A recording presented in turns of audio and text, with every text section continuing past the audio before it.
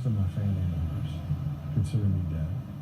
If heroin's the devil, I would say that fentanyl is a horseman of the apocalypse, and it's the one named death, because it just brings death. It's now referred to as the worst public health crisis in American history. Alex is just one of the 70,000 active heroin users currently living in Philadelphia, and he embodies the evolution of opioid addiction in America. After being prescribed painkillers for an injury, he became addicted, and then turned to a cheaper alternative when the pills ran out: heroin. Now his body craves something stronger. I hope that it's fentanyl, because heroin that's actually heroin will not get me well. Fentanyl is a synthetic opioid that's 50 times more powerful than heroin. And I'm not doing nothing except sticking a needle in my arm every day, all day long. Waste of time, waste of energy, waste of money. It's a waste of everything.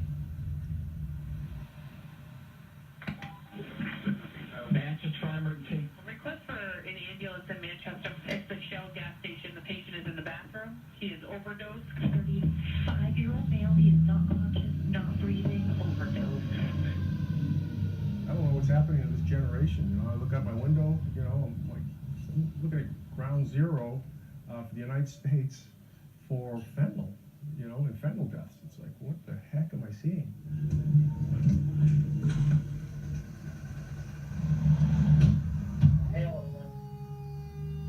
With no increase in budgets or personnel, Manchester Fire Department now spends 70% of their time responding to drug-related calls.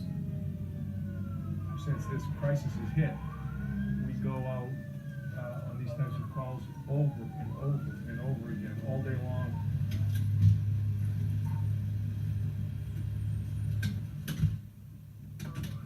Hey Doug, can you get up? You gotta. You can't stay here. Douglas is obviously overdosing on opiates. He admitted to using fentanyl. So, yeah. Said he did half fentanyl, half heroin mixed in a bag. So the little baggie that he has, where's that? He probably threw it on the ground.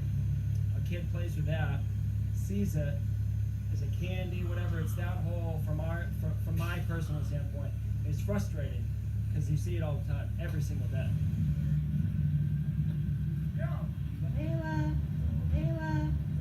Layla, wake up.